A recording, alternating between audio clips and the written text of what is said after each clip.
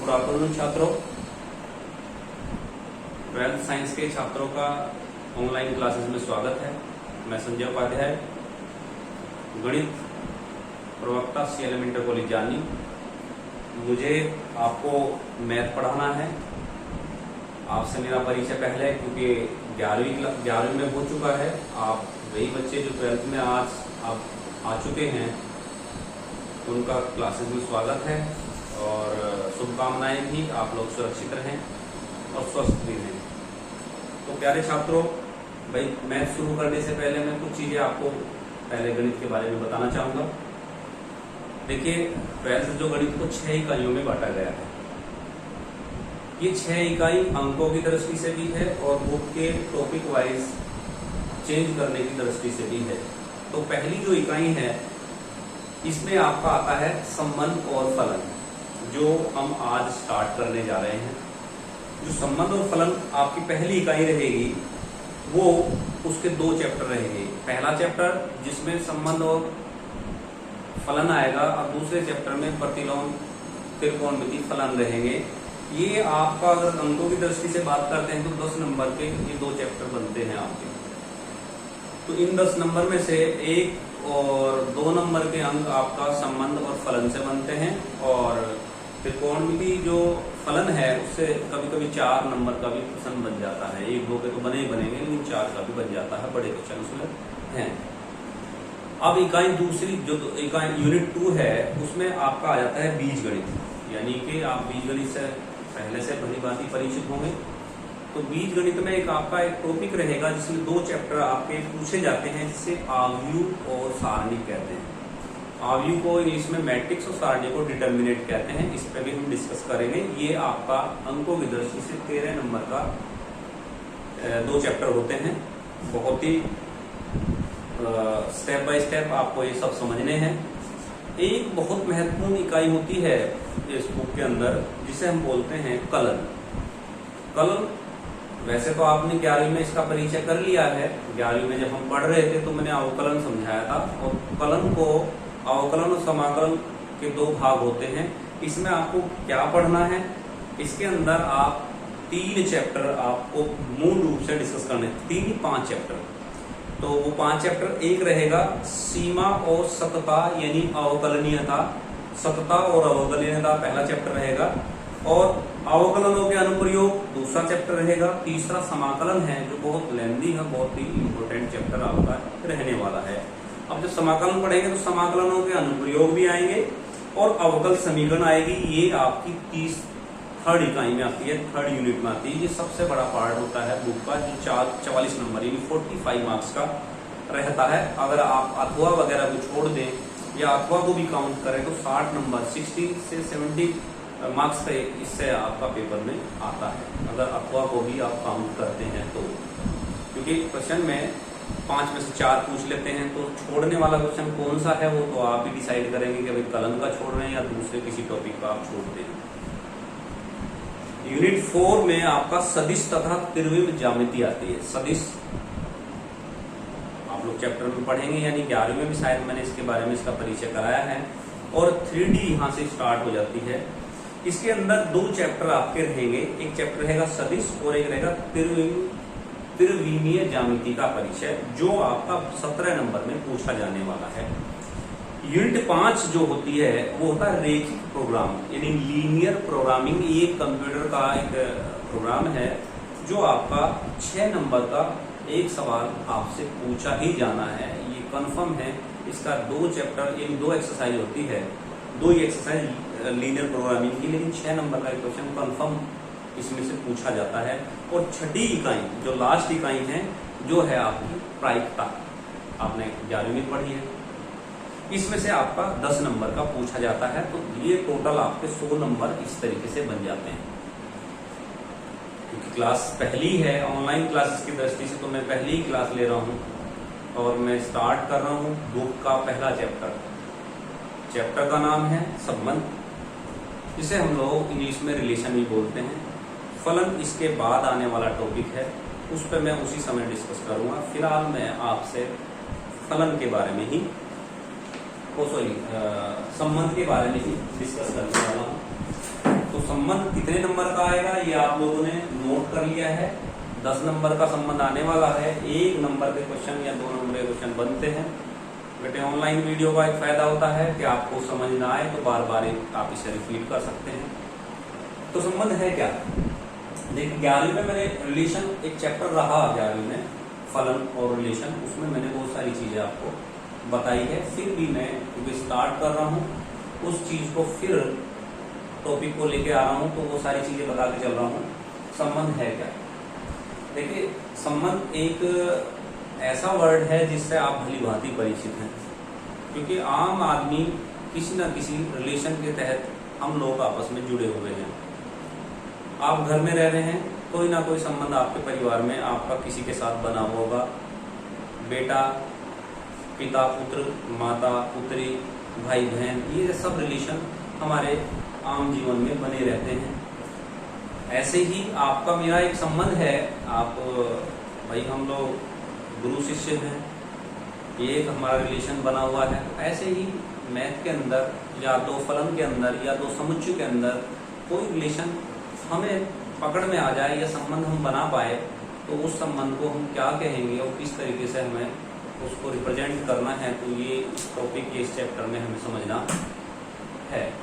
संबंध है क्या? रिलेशन, इंग्लिश का वर्ड रिलेशन, इंग्लिश में रिलेशन बोलते हैं। संबंध, एक संबंध आर, क्योंकि इसे आर से रिप्रेजेंट करते हैं। R means relation. किसी समुच्चय आपने पढ़ा सेट थ्योरी, समुच्चय ए के कार्तीय गुणनफल, ये मैंने आपको कार्तीय गुणनफल पढ़ाया, जिससे आप कार्तीय गुणनफल जब दो सेट्स की मल्टीप्लीकेशन करते हैं, आप लोगों ने देखा होगा ध्यान से जब 11वीं में कार्तीय गुणनफल क्या था। जैसे मान लीजिए एक सेट ए, ए के एलिमेंट है 1 2 और बी के एलिमेंट है 3 4। जब मैं इसका कार्तीय गुणनफल निकालूंगा a क्रॉस b, तो 1 का 3 के साथ मल्टीप्लाई हो गया 1 3 1 4 और 2 3 तथा 2 4, ऐसे एक ऑर्डर पेयर बन जाएगा। ऐसे एक ऑर्डर पेयर बन जाएगा। तो इस ऑर्डर पेयर को हो सकता है वीडियो में ये ऊपर की तरफ ना दिखाई दिया हो, लेकिन मेरा कहने का मतलब क्या है जो मैं समझा रहा हूँ, क्योंकि हो सकता है बहुत ऊपर मैंने लिख दिया है, वीडियो में ना क्लियर हो पा रहा हो। तो मेरा बताने का मकसद ये है कि जब हम a क्रॉस b की मल्टीप्लीकेशन करते हैं, यानी कार्तीय गुणनफल करते हैं, तो पहला एलिमेंट्स a का b के पहले एलिमेंट से मल्टीप्लाई करके एक ऑर्डर पेयर बनाएगा 1 3 1 4 2 3 2 4। तो ये आपका कार्तीय गुणनफल कहलाता है। डेफिनेशन को फिर समझते हैं। एक समुच्चय R किसी समुच्चय A के कार्तीय गुणनफल का उपसमुच्चय होता है, अर्थात संबंध R किसी समुच्चय A में इस प्रकार रहेगा। वो कैसा होगा? A implies R रिलेशन उपसमुच्चय है, सबसेट है A क्रॉस B, यानी एक रिलेशन बनता है। वो कैसे रिलेशन हो सकते हैं वो मैं एक उदाहरण के तहत आपको समझाना चाहूंगा। आप समझ सकते हैं कि बहुत सारे रिलेशन हम आपस में जो महसूस करते हैं और महसूस नहीं भी करते, वो आज हम समझने की कोशिश करेंगे। गणित की भाषा में ये मैं इससे अगला उदाहरण लूंगा, लेकिन ये आप समझ सकते हैं किस तरीके के रिलेशन आप आम जनजीवन में महसूस करते हैं। जैसे मान लीजिए कि ए किसी स्कूल की कक्षा 12 के विद्यार्थियों का समुच्चय। एक सेट मान लिया हमने किसी विद्यालय में, अपने विद्यालय का मान लीजिए कि CLM में कक्षा 12 के पूरे कक्षाओं में जितने भी विद्यार्थी हैं उनका एक सेट ए है, और B कक्षा 11 के विद्यार्थियों का समुच्चय है। तब समुच्चय A और B में निम्न प्रकार के संबंध हो सकते हैं जो महसूस कर सकते हैं। वो कौन कौन से होंगे? मान लीजिए हम 2 विद्यार्थी वहां से लिए, एक कक्षा 12 का विद्यार्थी लिया, एक कक्षा 11 का विद्यार्थी लिया। तो उन दोनों विद्यार्थी में क्या निश्चित संबंध हो सकते हैं, क्या संभव संबंध हो सकते हैं? पहला संबंध जो मैं महसूस कर रहा हूं आप भी करेंगे, A और B दो ये विद्यार्थी हैं, छात्र हैं, जो A विद्यार्थी को कक्षा 12 से लिया गया है, B कक्षा 11 से लिया गया है। A B belongs to A cross B। A और B दो सेट हैं, सेट्स में लिए गए यानी कक्षा है।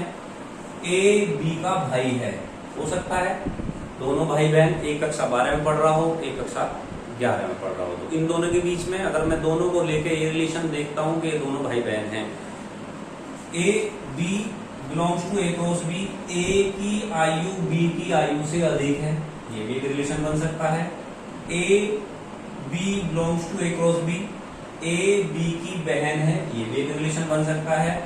A B belongs to A cross B, A उसी जगह रहता है जहां बी रहता है, ये भी हो सकता है। जैसे हम लोग देखते हैं भाई, चांदी खुर्द से बहुत सारे बच्चे एक ही जगह से आते हैं, मोहल्ले से भी आते हैं, घर से के आसपास से भी आते हैं, बहुत सारे बच्चे टिमकिया के हैं या कहीं के भी हैं, बहुत सारे बच्चे एक जगह एक स्थान से भी आते हैं, तो ये संबंध भी हम स्थापित कर सकते हैं। और इसे समझने के लिए आपको मैं एक एग्जांपल और समझना चाहूंगा।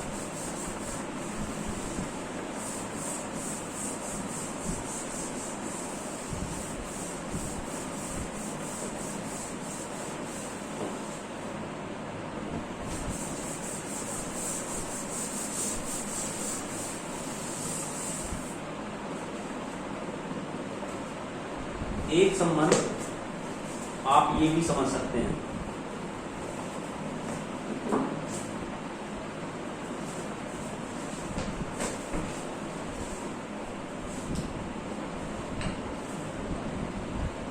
उदाहरण 2,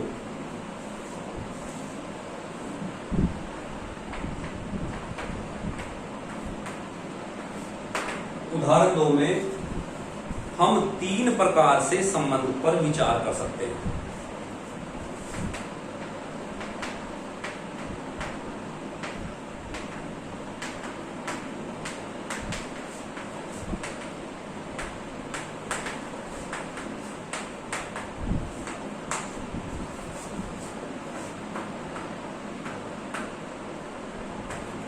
तीन प्रकार से, अब मैं संख्याओं की बात कर रहा हूं। ऊपर अगर नहीं दिख रहा है तो मैं फिर बोल रहा हूं कि मैंने लिखा हम 3 प्रकार से संबंध पर विचार कर सकते हैं। कौन कौन से भी 3 प्रकार हो सकते हैं वो मैं क्लियर कर रहा हूं। 3 प्रकार, क्योंकि मैं संख्या की दृष्टि से बात कर रहा हूं, क्योंकि मुझे गणित पढ़ाना, तो मैं ये संबंध संख्याओं के आधार पर लेकर चलूंगा या चर के आधार पर, जो वेरिएबल्स हम बोलते हैं उन वेरिएबल्स के आधार पर हम लोग, जो कोई भी सेट किसी भी तरीके का हो सकता है, नंबर्स के माध्यम से हो सकता है, चर के उस तरीके से भी हो सकता है, वो चीजें मैं अभी आपको आगे बताने वाला हूं। तो 3 प्रकार क्या हो सकते हैं? पहला x greater than y, second x equal to y, third x less than y। ये x और y, x सेट A का एलिमेंट है, y सेट B का एलिमेंट है, या मैं ये कह सकता हूँ सेट A के एलिमेंट दोनों हैं x और y। तो इनमें क्या रिलेशन हो सकता है? या तो x बड़ा हो सकता है y से, या x बराबर हो सकता है y के, या x छोटा हो सकता है y से। ये 3 संभव रिलेशन हो सकते हैं। तो पहले रिलेशन को अगर हम समझना चाहे, पहला रिलेशन है x ग्रेटर देन y, तो एक आप यूनिवर्सल सेट लेंगे। इस यूनिवर्सल सेट में आप और हमने 2 रिलेशन A और A लिया, जिसे हम देखिए अभी आपको 11वीं में बताया था, पहला दूसरा। पहले को हम डोमेन और दूसरे को कोडोमेन कहते हैं। आप लोगों ने 11वीं में भी ये पढ़े हुए भली भांति अच्छी तरीके से। मान लीजिए मेरे पास ये इसमें एलिमेंट है 1 2 3 और इसमें भी एलिमेंट है 1 2 3। संबंध के आधार पर, क्योंकि इसमें रिलेशन कहा है x greater than y, x बड़ा होना चाहिए, तो मैं 2 का 1 के साथ संबंध बना सकता हूँ, क्योंकि 2 1 से बड़ा है, और 3 का भी 1 के साथ संबंध बना सकता हूँ, 3 1 से बड़ा है, और 3 का 2 के साथ भी संबंध बन सकता है, 3 2 से बड़ा है। 3 का 3 के साथ संबंध नहीं बन सकता, और 1 का 1 के साथ संबंध नहीं बन सकता, क्योंकि रिलेशन अलाउ नहीं करता है। अगर बात करें डोमेन की, डोमेन में अगर एलिमेंट्स थे तो वे 1 से लेकर 3 तक थे, और कोडोमेन में एलिमेंट थे वो भी 1 से लेकर 3 तक थे। फिर भी आप रिलेशन के आधार पर 1 और 3 से कोई संबंध नहीं बना पाए, क्योंकि संबंध की जो कंडीशन थी वो थी x ग्रेटर देन y। उस आधार पर आपका रिलेशन कंप्लीट नहीं होता है। तो रिलेशन R1 जो कंप्लीट बना है वो ये है आपका रिलेशन की कंडीशन, यानी इस कंडीशन के आधार पर आपको हमें एक संबंध बना के देना था वो बन के आया है 2 1 2, हाँ 2 1 और 3 1 और 3 2। ये संभव रिलेशन हो सकते हैं। अगर ऑर्डर पेयर की बात करें तो ऑर्डर पेयर तो बेटा 9 होंगे इसके, लेकिन रिलेशन की बात करें ऑर्डर पेयर एक समुच्च बनाता है, पूरा सब समुच्च। अब उस समुच्च में से अगर ऑर्डर एक रो से का ऑर्डर पेयर बनाए तो एक का एक के साथ, एक का 2 के साथ, एक का 3 के साथ, 2 का 1 के साथ, 2 का 2 के साथ, 3 का 3 के साथ, ये बहुत सारे ऑर्डर पेयर बन सकते हैं। आप उधर एग्जाम्पल में देख सकते हैं। अगर ए क्रॉस ए यानी कार्तीय गुणनफल की बात करें तो 1 1 1 2 1 3 2 1 2 2 2 3 3 1 3 2 3 3, ये सेट हो गया एक रो से का, ये हो गया कार्तीय गुणनफल। अब मैंने डेफिनेशन में बताया था कि जो संबंध है वो उसका एक उपसमुच्च है, यानी इसी का एक भाग। उपसमुच्च मतलब उसका छोटा भाग। जैसे अमरूद खाते हैं हम लोग, पूरा अमरूद एक साथ नहीं खा सकते, खा भी सकते हो मान लीजिए छोटा है, लेकिन तरबूज की बात करो, क्या पूरा तरबूज खा लोगे? क्योंकि इतना बड़ा होता है तो काट के उसके अंदर से पीस निकालना पड़ेगा। जो पीस निकलता है वो ही उपसमुच्च कहलाता है, यानी उसी का एक भाग उपसमुच्च यानी सबसेट कहलाता है। सेट का सबसेट, ये आप लोग 11वीं में 10th में अच्छे से क्लियर कर चुके होंगे। तो मेरा कहने का मतलब है कि कार्तीय गुणनफल हुआ जिसमें 9 ऑर्डर पेयर बने। 9 ऑर्डर पेयर में से रिलेशन के आधार पर a ग्रेटर देन y के हिसाब से 2 1 3 1 3 2 ही हमारे रिलेशन बन सकते थे। ये इसका एक उपसमुच्च है और ये एक संबंध है जो मैं आपको समझाने की कोशिश भी कर रहा हूं। सेकंड रिलेशन आपका है x इक्वल टू y। इसमें भी सेट आपका वैसे यूनिवर्सल लेके 2 बनाएंगे, a 1 2 3 1 2 3। तो 1 2 3 के आधार पर थोड़ा बड़ा बना लेता हूं, थोड़ा छोटा था 1 2 3 1 2 3। इसके बेस पर 1 का 1 के साथ, 2 का 2 के साथ, 3 का 3 के साथ, क्योंकि रिलेशन कह रहा है x इक्वल टू y। तो जो रिलेशन R2 बनता है वो बनेगा 1 1 2 2 3 2। ये आपके 3 ऑर्डर पेयर बनते हैं। अगर आप कार्तीय गुणनफल की बात करते तो 9 ऑर्डर पेयर थे, उस 9 ऑर्डर पेयर में से आपके पास ये जो दूसरा रिलेशन बन के आया है वो ये बना। थर्ड रिलेशन, इसका संभव रिलेशन हो सकता है वो होगा x लेस देन y। इसमें भी आप एक यूनिवर्सल सेट लेंगे a a a, इसमें कोई एलिमेंट 1 2 3 1 2 3। हाँ इसमें y बड़ा है, 1 का 2 के साथ रिलेशन हो सकता है, 1 का 3 के साथ रिलेशन हो सकता है, 2 का 3 के साथ रिलेशन हो सकता है। क्योंकि उसमें क्या कहा गया है कि y बड़ा होना चाहिए। तो हमारा जो R3 रिलेशन बनता है वो बनता है 1 2 1 3 2 3।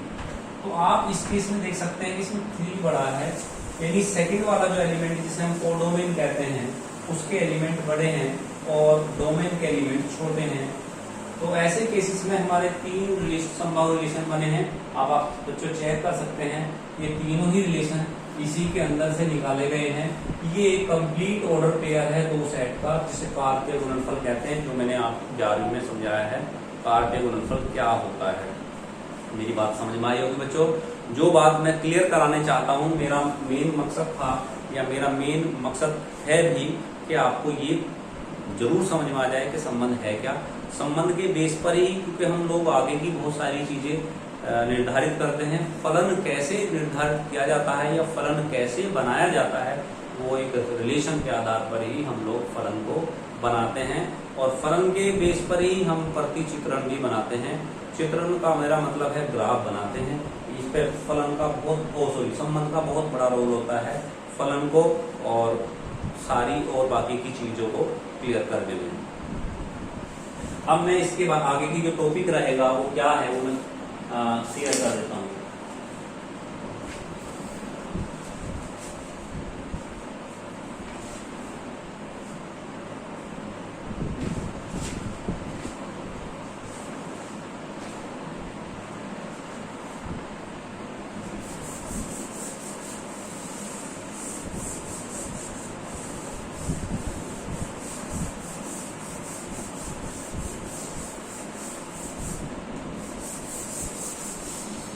दूसरा भाग है संबंध का निरूपण।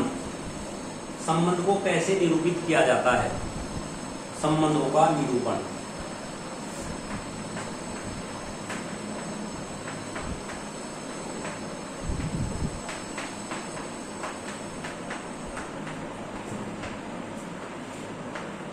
इसे कैसे प्रदर्शित करते हैं, इसे मतलब रिप्रेजेंटेशन करने का क्या तरीका है, रिप्रेजेंटेशन ऑफ रिलेशन भी इसको बोलते हैं। संबंधों का निरूपण मूल रूप से यानी दो विधियों द्वारा, दो रूप में इसको या दो विधि द्वारा इसको प्रदर्शित करते हैं।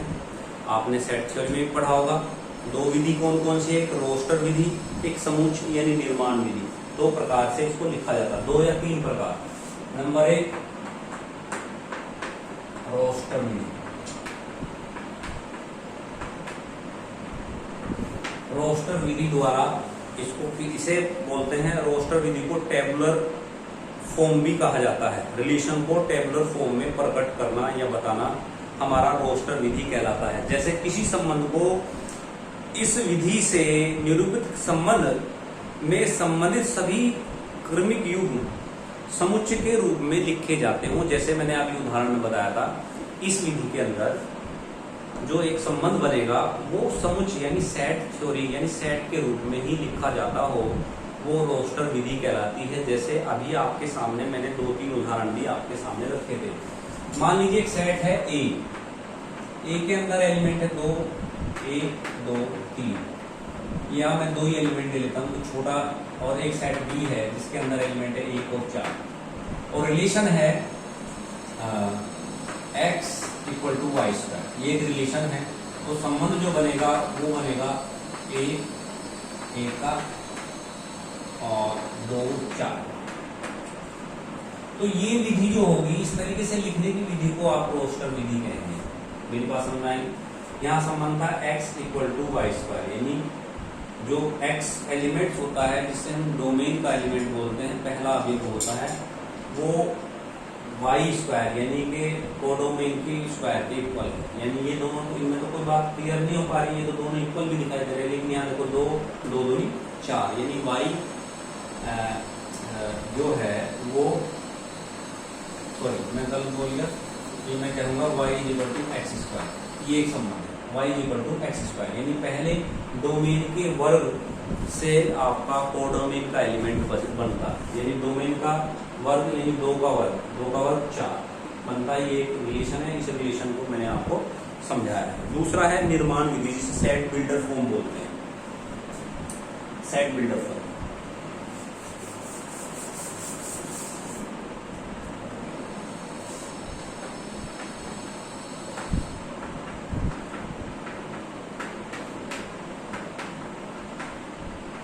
निर्माण विधि, सेट बिल्डर फॉर्म। इसके अंदर क्या होता है कि हम लोग संकेत देकर या सांकेतिक भाषा में सच दैट या बिलोंग्स टू वाले रूल्स को अप्लाई करके हम ये प्रदर्शित करते हैं कि ये एक निर्माण विधि है, सेट बिल्डर फॉर्म है। यानी कि हम निर्देश देकर, जैसे डॉक्टर के चिन्ह से हमें पता लगता है, वकील की छोटी सी टाई से हमें पता लगता है कि ये वकील है या ये डॉक्टर है, इसी तरीके से हमें यहाँ सांकेतिक भाषा का यूज करना होता है, जिसे हम निर्माण विधि कहते हैं। जिसका एक उदाहरण आप ले सकते हैं, जिसमें एक सेट है ए, जिसके अंदर एलिमेंट है 1 3 4 5 7, ये एलिमेंट है 1 3 4 5 7। दूसरे सेट बी में 2 4 6 8, 2 4 6 8, ये एलिमेंट। इसमें कहा गया तब संबंध R को समुच्चय निर्माण विधि द्वारा किस प्रकार प्रकट किया जा सकता है, ये आप समझिए।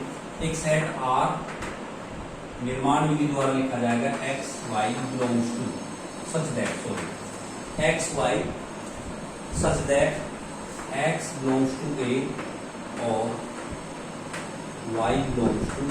पहले तो आपको ये दिखाना होगा कि जो ऑर्डर पेयर बना है उस ऑर्डर पेयर में x एलिमेंट A का है और y एलिमेंट B का है। यानी A और B दो सेट है जिसमें x y हमने दो एलिमेंट लिए हैं, और उनमें रिलेशन क्या है, x का मान y से कम है। रिलेशन है x का मान y से 2 1 4 3 6 4 8 यानी कि जो भी एलिमेंट्स है अगर हम लेंगे, हमें जो रिलेशन लेना है, ये संबंध है x का मान y से कम है। या आप वैसे भी लिख सकते हैं x का मान y से कम है यानी x ग्रेटर देन y। ये x का मान y से कम है यानी x लेस देन y, ये भी आप लिख सकते हैं। अगर आप इतना ना लिखना चाहते हो x का मान y से कम है तो आप लिख सकते हैं y greater than x less than y, ये भी आप लिख सकते हैं। एक होता है आलेखी विधि जिसे तीर विधि भी बोलते हैं, मैंने इसमें समझाया भी होगा तीर बनाते। आलेखी विधि, ग्राफिकल मेथड, 3 मेथड है आपके लिए, एक पहला रोस्टर, दूसरा निर्माण, तीसरा आलेखी विधि। आलेखी विधि में अभी मैंने आपको क्लियर किया होगा अभी थोड़ी देर पहले, 3 सेट बनाए थे x ग्रेटर देन y और x इक्वल टू y, और एक बताया था मैंने x इक्वल टू y और x ग्रेटर देन y, या 3 मैंने सेट बनाए, उनमें मैंने बॉक्स बनाया था।